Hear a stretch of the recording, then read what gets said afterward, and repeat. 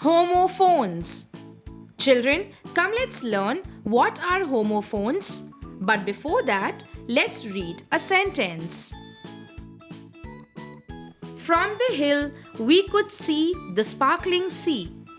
In the given sentence, there are two words which have different spellings and meaning. However, they have similar pronunciation, and the words are sea and sea. Such words are homophones. So let's know what are homophones.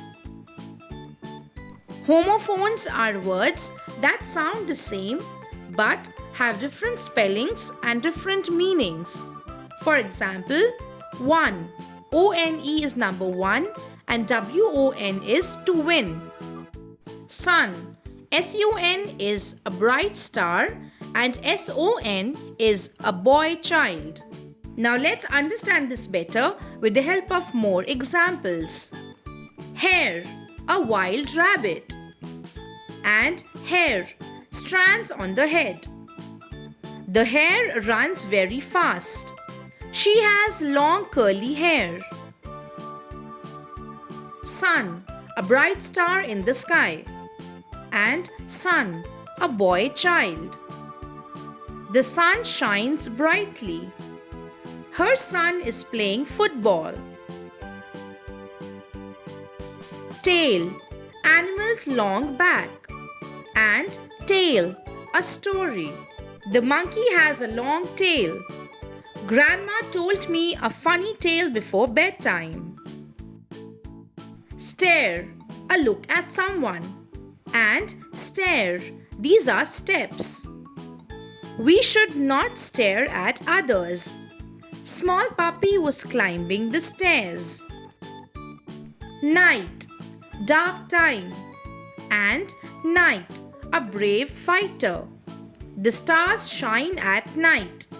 The brave knight fought the dragon. 1. This is number 1. And 1. This is to win. I have one puppy at home. Our team won the match.